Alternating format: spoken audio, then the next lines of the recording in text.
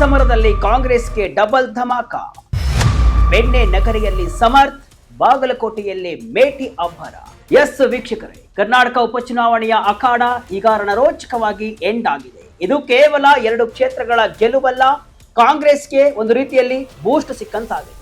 ಬಾಗಲಕೋಟೆ ಮತ್ತು ದಾವಣಗೆರೆ ಎರಡೂ ಕಡೆ ಕಾಂಗ್ರೆಸ್ ಬಾವುಟ ಹಾರಿಸುವುದರ ಮೂಲಕ ಬಿಜೆಪಿಗೆ ಟಕ್ಕರ್ ಕೊಟ್ಟಿದೆ. ಈ ಉಪಚುನಾವಣೆ ಗೆಲುವು ಸಿಎಂ ಸಿದ್ದರಾಮಯ್ಯಗೆ ಮತ್ತೆ ಆನೆ ಬಲವನ್ನ ತಂದುಕೊಟ್ಟಿದೆ. ಈ ಉಪಚುನಾವಣೆ ಇಷ್ಟೊಂದು ರಂಗು ಚೆಲ್ಲಲು ಕಾರಣವೇ ದಾವಣಗೆರೆ ಕ್ಷೇತ್ರ. ಬೆಣ್ಣೆ ನಗರಿಯಲ್ಲಿ ಕಾಂಗ್ರೆಸ್ ವರ್ಸಸ್ ಮುಸ್ಲಿಂ ಬಿರುಗಾಳಿ ಎದ್ದಿತ್ತು. ಒಂದು ಹಂತದಲ್ಲಿ ಸಮರ್ಥ ಸೋಲ್ತಾರೆ, ಪಕ್ಷದಲ್ಲಿ ಒಳ ಏಟು ಬಿದ್ದಿದೆ ಅಂತೆಲ್ಲ ಕೂಡ ವಿಶ್ಲೇಷಣೆಯನ್ನ ಮಾಡಲಾಗ್ತಾ ಇತ್ತು. ಆದ್ರೆ ಅದೆಲ್ಲಾ ಲೆಕ್ಕಾಚಾರವನ್ನು ಕೂಡ ಈಗ ತೆರೆಕೆಳಗು ಮಾಡಿ ಈಗ ಅಂತಿಮವಾಗಿ ಸ್ಪರ್ಧಿಸಿದ ಮೊದಲ ಪ್ರಯತ್ನದಲ್ಲಿ ಸಮರ್ಥ್ ವಿಕ್ಟರಿಯನ್ನ ಹಾರಿಸಿದ್ದಾರೆ. ಈ ಮೂಲಕ ಶಾಮನೂರು ಕುಟುಂಬದ ತೆಕ್ಕೆಯಲ್ಲೇ ದಾವಣಗೆರೆ ಕ್ಷೇತ್ರ ಮತ್ತೆ ಉಳಿದುಕೊಂಡಿದೆ. ಹಾಗಾದ್ರೆ ದಾವಣಗೆರೆಯಲ್ಲಿ ಮುಸ್ಲಿಮರ ವಿರೋಧದ ನಡುವೆಯೂ ಸಮರ್ಥ್ ಗೆದ್ದಿದ್ದು ಹೇಗೆ? ಬಾಗಲಕೋಟೆಯಲ್ಲಿ ಬಿಜೆಪಿಯ ಮಾಸ್ಟರ್ ಪ್ಲಾನ್ ಉಲ್ಟಾ ಹೊಡೆದಿದ್ಯಾಕೆ? ಎಸ್ಟಿಪಿಐ ಸೃಷ್ಟಿಸಿದಂತಹ ಆ 18,000 ಮತಗಳ ರಹಸ್ಯವೇನು? ಎಲ್ಲವನ್ನೂ ಕೂಡ ಡೀಟೇಲ್ ಆಗಿ ನೋಡ್ತಾ ಹೋಗೋಣ. ನಾನು ಶಿವಮೂರ್ತಿ ಸರ್ಬಾ. ದಾವಣಗೆರೆಯಲ್ಲಿ ಸೋತು ಗೆದ್ದ ಸಮರ್ಥ್. ಎಸ್ ವೀಕ್ಷಕರೇ, ಮೊದಲು ನಾವು ದಾವಣಗೆರೆ ದಕ್ಷಿಣ ಕ್ಷೇತ್ರದ ಹೈ ವೋಲ್ಟೇಜ್ ಕಥೆಯನ್ನ ನೋಡ್ತಾ ಹೋಗೋಣ. ದಾವಣಗೆರೆಯಲ್ಲಿ ಗೆಲುವು ಕಾಂಗ್ರೆಸ್ಗೆ ಅಷ್ಟು ಸುಲಭ ಆಗಿರಲಿಲ್ಲ. ಯಾಕಂದ್ರೆ ಟಿಕೆಟ್ ಹಂಚಿಕೆ ವಿಚಾರ ಬಂದಾಗ ಕಾಂಗ್ರೆಸ್ನಲ್ಲಿ ಅಕ್ಷರಶಃ ಜ್ವಾಲಾಮುಖಿ ಸ್ಫೋಟಗೊಂಡಿತ್ತು. ಶಾಮನೂರು ಕುಟುಂಬಕ್ಕೆ ಟಿಕೆಟ್ ಕೊಡಬಾರದು, ಅಲ್ಲಿ ಮುಸ್ಲಿಂ ಸಮುದಾಯಕ್ಕೆ ಅವಕಾಶವನ್ನ ನೀಡಬೇಕು ಅಂತ ದೊಡ್ಡ ಮಟ್ಟದ ಹೋರಾಟ ನಡೆದಿತ್ತು. ಆದ್ರೆ ಹೈಕಮಾಂಡ್ ಶಾಮನೂರು ಶಿವಶಂಕರಪ್ಪ ಅವರ ಮೊಮ್ಮಗ ಸಮರ್ಥ ಶಾಮನೂರಿಗೆ ಟಿಕೆಟ್ ಅನ್ನ ಕೊಟ್ಬಿಡ್ತು. ಆಗ ಇಡೀ ಮುಸ್ಲಿಂ ಸಮುದಾಯ ಕಾಂಗ್ರೆಸ್ ವಿರುದ್ಧ ತಿರುಗಿ ಬಿದ್ದಿತ್ತು. ಸ್ವತಃ ಸಚಿವ ಜಮೀರ್ ಅಹಮದ್ ಆಪ್ತರು ಕೂಡ ಈ ಕುಟುಂಬಕ್ಕೆ ಪಾಠವನ್ನ ಕಲಿಸಬೇಕು ಅಂತ ಒಳಗೊಳಗೆ ಪಣ ತೊಟ್ಟಿದ್ರು. ಈ ಎಲ್ಲಾ ವಿರೋಧ, ಒಳ ಏಟು ಮತ್ತು ಗೊಂದಲಗಳ ಮಧ್ಯೆ ಸಮರ್ಥ ಶಾಮನೂರು ಇವತ್ತು ಜಯಬೇರಿ ಬಾರಿಸಿದ್ದಾರೆ ಅಂದ್ರೆ ಅದು ಸಾಮಾನ್ಯ ವಿಷಯವಲ್ಲ. ಮುಸ್ಲಿಂ ಮತಗಳ ವಿಭಜನೆ, ಎಸ್ಟಿಪಿಐ ಅಬ್ಬರ. 18,000 ಮತಗಳ ಮೂಲಕ ಕಾಂಗ್ರೆಸ್ಗೆ ಎಚ್ಚರಿಕೆ. ವೀಕ್ಷಕರೇ, ಈ ಫಲಿತಾಂಶದಲ್ಲಿ ಅತಿ ದೊಡ್ಡ ಟ್ವಿಸ್ಟ್ ಅಂದ್ರೆ ಅದು ಎಸ್ಟಿಪಿಐ ಪಕ್ಷದ ಎಂಟ್ರಿ. ದಾವಣಗೆರೆಯಲ್ಲಿ ಎಸ್ಟಿಪಿಐ ಅಭ್ಯರ್ಥಿ ಅಫ್ಸರ್ ಕೊಡ್ಲಿಪೇಟೆ ಬರೋಬ್ಬರಿ 18,000 ಮತಗಳನ್ನ ಪಡೆದಿದ್ದಾರೆ. ಈ ಮೂಲಕ ಕಾಂಗ್ರೆಸ್ಗೆ ಮುಸ್ಲಿಂ ಸಮುದಾಯ ಒಂದು ಸ್ಪಷ್ಟ ಸಂದೇಶವನ್ನ ರವಾನಿಸಿದೆ. ನಮ್ಮನ್ನ ಕೇವಲ ವೋಟ್ ಬ್ಯಾಂಕ್ ಆಗಿ ಬಳಸಿಕೊಂಡ್ರೆ ನಾವು ಪರ್ಯಾಯ ದಾರಿಯನ್ನ ಹುಡುಕ್ತೇವೆ ಅನ್ನೋದನ್ನ ಇಲ್ಲಿ ಮತದಾರರು ತೋರಿಸಿಕೊಟ್ಟಿದ್ದಾರೆ. ಸಮರ್ಥ ಶಾಮನೂರು 68,619 ಮತವನ್ನ ಪಡೆದರೆ ಬಿಜೆಪಿ ಅಭ್ಯರ್ಥಿ ಶ್ರೀನಿವಾಸ್ 63,746 ಮತವನ್ನ ಪಡೆದಿದ್ದಾರೆ. ಅಂದ್ರೆ ಕೇವಲ 4,873 ಮತಗಳ ಅಂತರದಿಂದ ಸಮರ್ಥ್ ಇಲ್ಲಿ ಗೆದ್ದಿದ್ದಾರೆ. ಇಲ್ಲಿ ಒಂದು ವೇಳೆ ಎಸ್ಟಿಪಿಐ ಪಡೆದ 18,000 ಮತಗಳು ಬಿಜೆಪಿಗೆ ಪರೋಕ್ಷವಾಗಿ ಲಾಭವಾಗಿದ್ರೆ ಸಮರ್ಥ ಸೋಲಿನ ಸುಳಿಯಲ್ಲಿ ಸಿಲುಕಬೇಕಾಗಿತ್ತು. ಅಪ್ಪ ಸಚಿವ, ಅಮ್ಮ ಸಂಸದೆ, ತಾತ ರಾಜಕೀಯ ಮುತ್ಸದ್ದಿ ಆಗಿದ್ರು ಕೂಡ ಸಮರ್ಥ ಜಸ್ಟ್ ಪಾಸ್ ಆಗಿದ್ದಾರೆ. ಅಂದ್ರೆ ಅಲ್ಲಿನ ಮುಸ್ಲಿಂ ಮತದಾರರ ಅಸಮಾಧಾನ ಎಷ್ಟು ತೀವ್ರವಾಗಿತ್ತು ಅನ್ನೋದನ್ನ ನೀವು ಕೂಡ ಊಹಿಸಬಹುದು. ಸಿದ್ದರಾಮಯ್ಯ ತಂತ್ರಗಾರಿಕೆಗೆ ಸಿಕ್ಕ ಜಯ. ಸ್ವತಃ ಅಖಾಡಕ್ಕೆ ಧುಮುಕಿದ್ದ ಟಗರು. ಟಿಕೆಟ್ ಹಂಚಿಕೆ ಗೊಂದಲ, ಜಮೀರ್ ಮುನಿಸು, ಮುಸ್ಲಿಂ ಮುಖಂಡರ ವಿರೋಧ, ಹೀಗೆ ಸಾಲು ಸಾಲು ಅಸಮಾಧಾನದಿಂದ ದಾವಣಗೆರೆ ಕ್ಷೇತ್ರ ಕೈತಪ್ಪಿ ಹೋಗುತ್ತೆ ಅಂತ ಗೊತ್ತಾದ ತಕ್ಷಣ ಸಿದ್ದರಾಮಯ್ಯನವರು ಸ್ವತಃ ಅಖಾಡಕ್ಕೆ ಧುಮುಕ್ತಾರೆ. ಮುಸ್ಲಿಂ ನಾಯಕರ ಮುನಿಸು ಶಮನ ಮಾಡೋಕೆ ಸತತ ಪ್ರಯತ್ನಗಳನ್ನು ನಡೆಸ್ತಾರೆ. ಸಚಿವ ಜಮೀರ್ ಅಹಮದ್ ಅವರನ್ನ ಕ್ಷೇತ್ರಕ್ಕೆ ಕರೆಯಿಸಿ ಪ್ರಚಾರವನ್ನ ಮಾಡಿಸಿದ್ರು. ಅಹಿಂದ ಮತಗಳು ಚದುರಿ ಹೋಗದಂತೆ ನೋಡಿಕೊಂಡಿದ್ದೆ ಸಿದ್ದರಾಮಯ್ಯನವರ ಅತಿ ದೊಡ್ಡ ಇಲ್ಲಿ ಪ್ಲಾನ್. ಮತ ಎಣಿಕೆ ಸಂದರ್ಭದಲ್ಲೂ ಕೂಡ ಆರಂಭದಲ್ಲಿ ಬಿಜೆಪಿ ಮುನ್ನಡೆಯನ್ನ ಕಾಯ್ದುಕೊಂಡಿತ್ತು.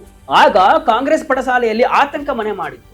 ಆದ್ರೆ ಮುಸ್ಲಿಂ ಪ್ರಾಬಲ್ಯದ ವಾರ್ಡ್ಗಳ ಎಣಿಕೆ ಬಂದಾಗ ಸಮರ್ಥ ಶಾಮನೂರು ಭರ್ಜರಿ ವೇಗವನ್ನ ಪಡೆದುಕೊಂಡರು. ಒಟ್ಟಾರೆಯಾಗಿ ಇದು ಶಾಮನೂರು ಕುಟುಂಬದ ಗೆಲುವಿಗಿಂತ ಹೆಚ್ಚಾಗಿ ಸಿದ್ದರಾಮಯ್ಯನವರ ಇಮೇಜ್ ಮತ್ತು ತಂತ್ರಗಾರಿಕೆಗೆ ಸಿಕ್ಕ ಗೆಲುವು ಅಂತಾನೆ ವಿಶ್ಲೇಷಣೆಯನ್ನ ಮಾಡಲಾಗ್ತಾ ಇದೆ. ಈ ಗೆಲುವಿನಿಂದಾಗಿ ಸಿದ್ದರಾಮಯ್ಯನವರ ಕುರ್ಚಿ ಈಗ ಮತ್ತಷ್ಟು ಭದ್ರವಾಗಿದೆ. ಬಾಗಲಕೋಟೆಯಲ್ಲಿ ಉಮೇಶ್ ಮೇಟಿ ಭರ್ಜರಿ ಜಯ. 21,000 ಮತಗಳ ಅಂತರದಲ್ಲಿ ಗೆಲುವು. ಈಗ ನಾವು ಬಾಗಲಕೋಟೆಯ ಕಥೆಗೆ ಬರೋಣ. ಇಲ್ಲಿ ಕಾಂಗ್ರೆಸ್ ಅಭ್ಯರ್ಥಿ ಉಮೇಶ್ ಮೇಟಿ ಅವರು ಬಿಜೆಪಿಯ ವೀರಣ್ಣ ಚರಂತಿಮಠ ಅವರನ್ನ ಬರೋಬ್ಬರಿ 21,866 ಮತಗಳ ಅಂತರದಲ್ಲಿ ಸೋಲಿಸಿದ್ದಾರೆ. ಇದು ಕೇವಲ ವ್ಯಕ್ತಿಯ ಗೆಲುವಲ್ಲ, ಇದು ಸರ್ಕಾರದ ಪಂಚ ಗ್ಯಾರಂಟಿಗಳಿಗೆ ಸಿಕ್ಕಂತಹ ಮನ್ನಣೆ. HY ಮೇಟಿ ಅವರ ನಿಧನದ ನಂತರ ಉಂಟಾದಂತಹ ಅನುಕಂಪದ ಅಲೆ ಉಮೇಶ್ ಅವರ ಕೈ ಹಿಡಿದಿದೆ. ಸಿದ್ದರಾಮಯ್ಯನವರು ತಮ್ಮ ಆಪ್ತ ಗೆಳೆಯ HY ಮೇಟಿ ಅವರ ಪುತ್ರನಿಗಾಗಿ 1 ವಾರ ಕಾಲ ಬಾಗಲಕೋಟೆಯಲ್ಲಿ ಬೀಡು ಬಿಟ್ಟು ಪ್ರಚಾರವನ್ನ ಮಾಡಿತ್ತು. ಸಿಎಂ ಪುತ್ರ ಯತೀಂದ್ರ ಕೂಡ ಮನೆ ಮನೆಗೆ ತೆರಳಿ ಮತವನ್ನ ಕೇಳಿತ್ತು. ಮೇಟಿ ಕುಟುಂಬದ 4 ಮಕ್ಕಳು ಒಗ್ಗಟ್ಟಾಗಿ ಪ್ರಚಾರವನ್ನ ಮಾಡಿದ್ದು ಮತದಾರರ ಮನ ಗೆಲ್ಲುವಲ್ಲಿ ಇಲ್ಲಿ ಯಶಸ್ವಿಯಾಯಿತು. ಇಲ್ಲಿ ಕುರುಬ ಮತ್ತು ಮುಸ್ಲಿಂ ಮತಗಳ ಧ್ರುವೀಕರಣ ಕಾಂಗ್ರೆಸ್ಗೆ ದೊಡ್ಡ ವರದಾನವಾಯಿತು. ಮುಸ್ಲಿಂ ಓಟು ಬೇಡ ಎಂದ ವೀರಣ್ಣಗೆ ಭಾರಿ ಹಿನ್ನಡೆ. ಸ್ವಪಕ್ಷದವರಿಂದಲೇ ಬಿಜೆಪಿಗೆ ಬಿತ್ತು ಒಳಗೇಟು.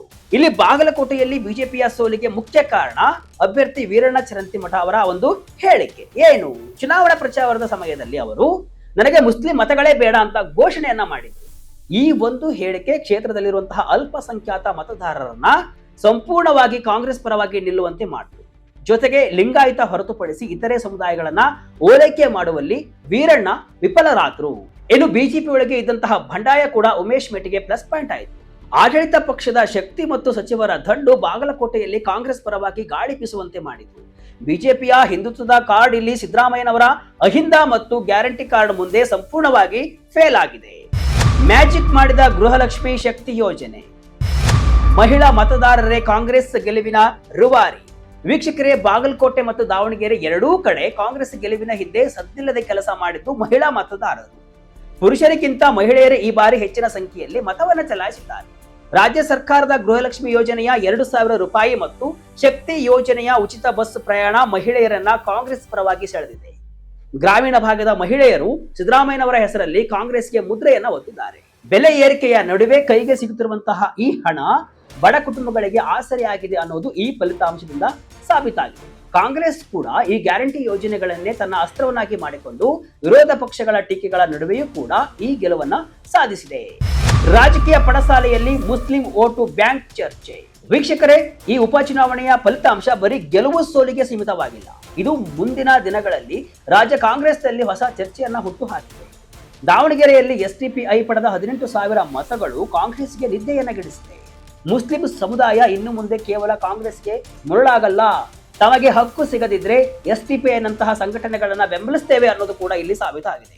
ಇದರಿಂದ ಡಿಸಿಎಂ ಡಿಕೆ ಶಿವಕುಮಾರ್ ಮತ್ತು ಸಿದ್ದರಾಮಯ್ಯ ಇಬ್ಬರು ಕೂಡ ಅಲ್ಪಸಂಖ್ಯಾತ ನಾಯಕರನ್ನ ಸಮಾಧಾನ ಪಡಿಸುವ ಅನಿವಾರ್ಯತೆ ಸೃಷ್ಟಿಯಾಗಿದೆ.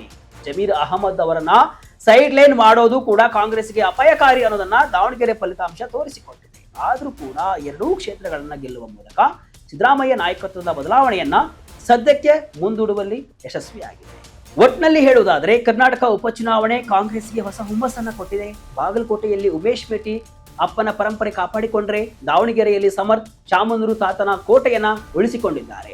ಬಾಗಲಕೋಟೆಯಲ್ಲಿ ಉಮೇಶ್ ಮೇಟಿ ಅಬ್ಬರದ ಗೆಲುವನ್ನ ಸಾಧಿಸಿದ್ರೆ, ದಾವಣಗೆರೆಯಲ್ಲಿ ಸಮರ್ಥ್ ಶಾಮನೂರು ತೀವ್ರ ವಿರೋಧದ ನಡುವೆಯೂ ಕೂಡ ಜಸ್ಟ್ ಪಾಸ್ ಆಗುವ ಮೂಲಕ ಕ್ಷೇತ್ರವನ್ನ ಉಳಿಸಿಕೊಂಡಿದ್ದಾರೆ. ಈ ಫಲಿತಾಂಶದ ಮೂಲಕ ರಾಜ್ಯದ ಮಹಿಳಾ ಮತದಾರರು ಸಿದ್ದರಾಮಯ್ಯನವರ ಗ್ಯಾರಂಟಿ ಯೋಜನೆಗಳಿಗೆ ಮತ್ತೊಮ್ಮೆ ಜೈ ಅಂತ ಅಂದಿದ್ದಾರೆ. ಆದರೆ ದಾವಣಗೆರೆಯಲ್ಲಿ ಎಸ್ಡಿಪಿಐ ಪಡೆದಂತಹ 18,000 ಮತಗಳು ಕಾಂಗ್ರೆಸ್ಗೆ ಮುಸ್ಲಿಂ ಮತ ಬ್ಯಾಂಕ್ ವಿಚಾರದಲ್ಲಿ ಎಚ್ಚರಿಕೆಯ ಸಂದೇಶವನ್ನ ರವಾನಿಸಿವೆ. ಅತ್ತ ಬಿಜೆಪಿ ಅಭ್ಯರ್ಥಿಗಳ ವಿವಾದಾತ್ಮಕ ಹೇಳಿಕೆಗಳು ಮತ್ತು ಆಂತರಿಕ ಬಂಡಾಯ ಕಮಲ ಪಾಳ್ಯಕ್ಕೆ ಮುಳುವಾಗಿದೆ. ಈ ಡಬಲ್ ಗೆಲುವಿನಿಂದಾಗಿ ಸಿಎಂ ಸಿದ್ದರಾಮಯ್ಯ ಅವರ ನಾಯಕತ್ವಕ್ಕೆ ಆನೆ ಬಲ ಬಂದಂತಾಗಿದ್ದು, ವಿರೋಧ ಪಕ್ಷಗಳ ಟೀಕೆಗೆ ಸದ್ಯಕ್ಕೆ ಬ್ರೇಕ್ ಬಿದ್ದಿದೆ. ನಂತರ ಒಟ್ಟಾರೆಯಾಗಿ ರಾಜಕೀಯ ಅಖಾಡದಲ್ಲಿ ಈಗ ಸಿದ್ದರಾಮಯ್ಯ ಅವರ ಪರ್ವ ಮತ್ತಷ್ಟು ಗಟ್ಟಿಯಾಗಿದೆ. ಈ ಬಗ್ಗೆ ನಿಮಗೆ ಅನಿಸುತ್ತೆ? ಕಮೆಂಟ್ ಮೂಲಕ ತಿಳಿಸಿ. ಇದಿಷ್ಟು ಇವತ್ತಿನ ವಿಶೇಷ. ಇದೇ ರೀತಿ ಹಲವು ವಿಶ್ಲೇಷಣೆ ಮಾಹಿತಿ ಅಷ್ಟೇ ಅಲ್ಲ, ಮನರಂಜನೆಯ ವಿಡಿಯೋಗಳಿಗಾಗಿ ವಿಜಯ ಕರ್ನಾಟಕ ವೆಬ್ಸೈಟ್, ಫೇಸ್ಬುಕ್ ಹಾಗೂ ಯೂಟ್ಯೂಬ್ ಪೇಜ್ ಅನ್ನು ಫಾಲೋ ಮಾಡಿ. ಧನ್ಯವಾದಗಳು.